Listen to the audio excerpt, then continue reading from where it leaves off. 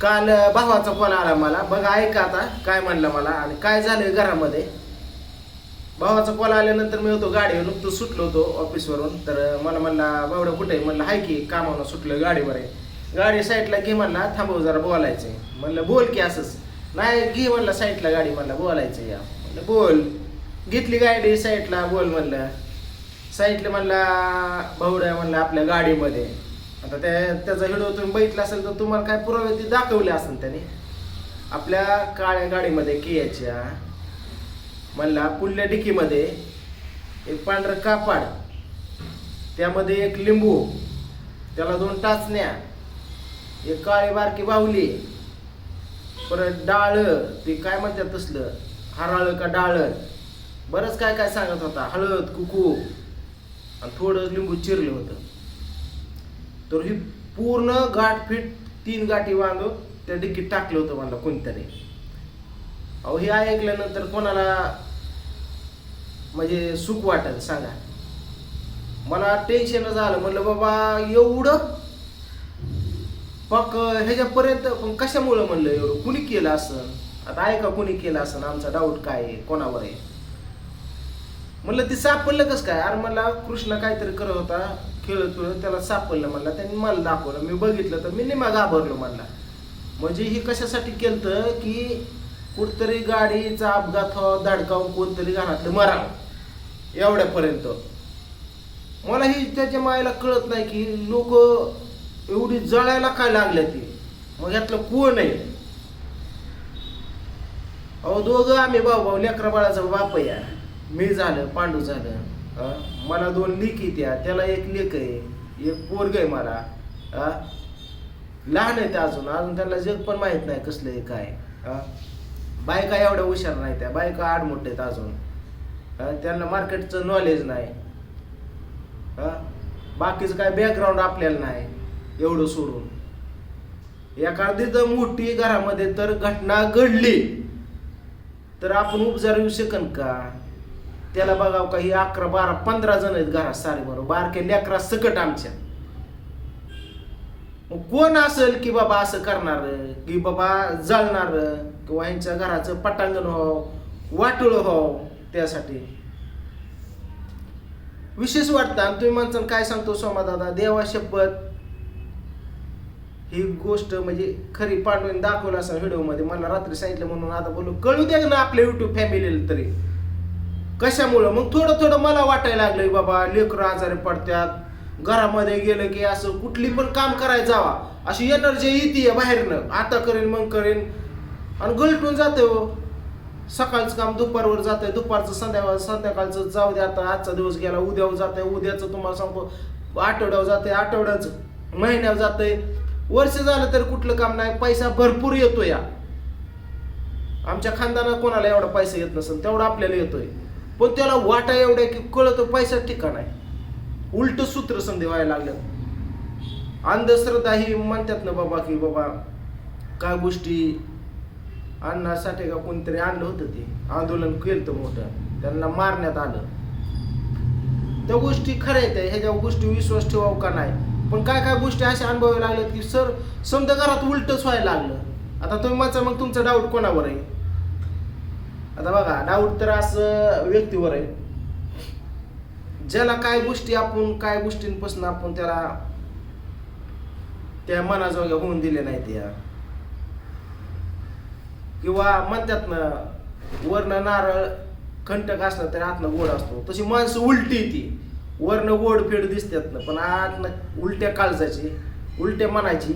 आणि कोणाच्या मनात काय कधी चालू आहे हे कधीच कोण देव सुद्धा ओळखू शकलं नाही बरं का. कधी पण तुमच्या पण घरी एखादा नवीन माणूस येऊ द्या, नाही तर जुनं आपल्या फॅमिलीतला असू द्या, किती गोड बोलू द्या. तुम्ही एक रील बघितली असेल की बाबा एक जणाला हात असं देतोय, खाली पडलाय, त्याला ओढतं आणि एकीकडनं ती खाली खाली सोडतोय त्याला दाव, पण ह्याला वडा नाही दावा असं दाखवतंय.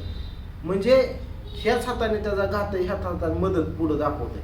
पाठीमागनं खंजीर वार करतात अशी लोक आहेत ह्या जगामध्ये. समोर गोड गोड गोड बोललं नाही आणि पाठीमागे करायचं तेवढं कान करणं. तर मी नाही त्यातला कडेला वाचली म्हणतात ना तसं काम आहे. आपल्याला समोर दाखवायचं की बाबा मी तुमचाच आहे, तुमच्यासाठी बघा काळजीपोटी मी ती किती काय करतोय, तुमच्याशिवाय मला करमत नाही. 24 तास तुमच्या सोबत आहे. तुमचं दुःख म्हणजे माझं दुःख आहे आणि समजा घडवून आणणार हेच असतंय. अशा लोकांपासून सावध राहा, जेणेकरून की अशी एवढ्यापर्यंतची तर कोण असन बरं, त्याच्या मायला भावकी सुद्धा एवढं बेकार चितत नाही. एवढा आता इथं आम्ही बारामतीत राहायला, इथं कोण आहे भावकी का कोण आहे का कोण आहे. ह्याच्या आधी पण तुम्हाला सांगतो, पांडू जिथं राहतो त्या कोपऱ्यावरती तुम्हाला दाखवलं होतं पांडूने की बाबा कोणाच तरी पायथ्यावर पडला लिंबू फुटलं.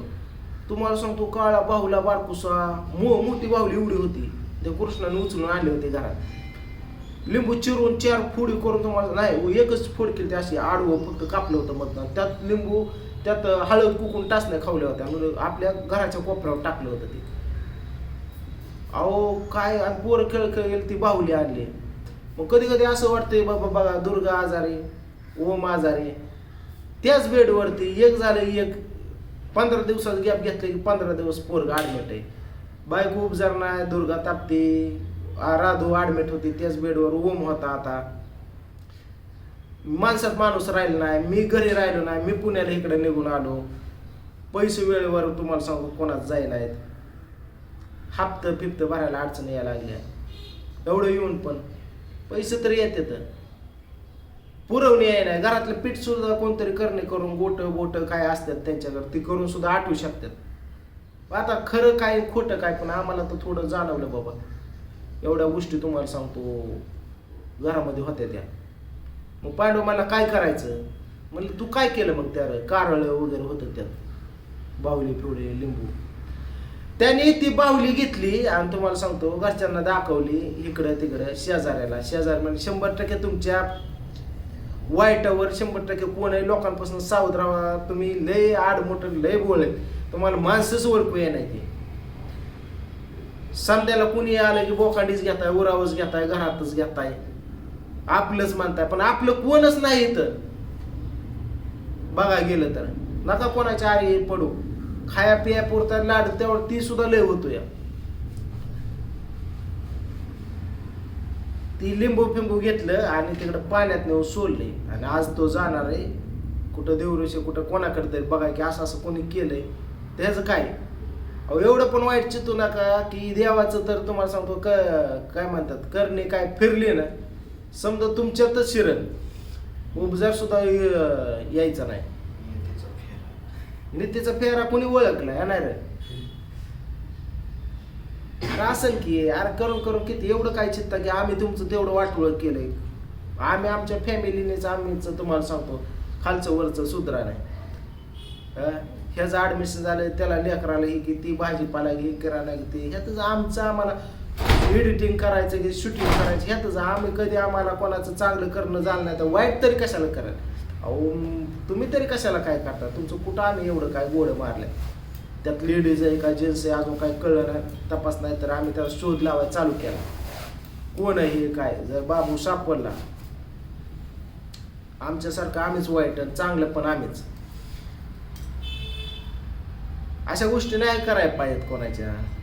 समजा कर्माचं फळ खालीच आहे, एवढं पण नाही ना करायचं. नका गाडीपर्यंत घरापर्यंत एवढं टाकूस तरी करूस तर एवढं दाढीस एवढं काय झालंय, एवढं चित्त्यात का, कशात कमी पडलो आम्ही तुम्हाला, खाया पिया घालण्यात, कशात येण्या घेण्यात. काय असं तर लुबडलं आम्हाला. अशा गोष्टी झाल्या तर फुल टेन्शन मध्ये. बघा तर ते म्हणला बाबा ये घरी, म्हणला हे समजा काय गोष्टी लक्षात आल्यात, म्हणला असं झालंय बघा. असो काय असन ते असन, पण असं झालंय. पण तुम्ही पण आपल्या जवळच्या माणसापासून लांब राहा. आपलीच नसते संधी असतंय लाखात या करता, पण काय बघा असलं चांगलं गावासकट किडे रगडले जातात बघा. कोणा विश्वास ठेवा हीच कळा नाही. घरातल्यावर ठेवावं का बाहेरच्यावर ठेवावं, लय अवघड आहे. जाऊ द्या बघू आता काय होतंय काय नाही. तर तो गेलाय बामणाकडे तर तो राईटच नावच सांगणार आहे. असा एक मुस्लिम समाजाचे आहेत ते, तर ते बांधी वगैरे करतात, त्यांचं लय मोठं देव आहे.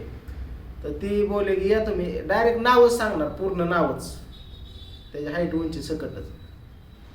मग लेडीज असो नाही तर जेंट्स असो, कुणी केले काय, शेजारी असो नाही तर भाऊकी असो नाही तर बाहेरच्या आमच्या गावाकडनं येऊन कुणी इथं केलं असलं तरी नाव सांगतो म्हणलाय.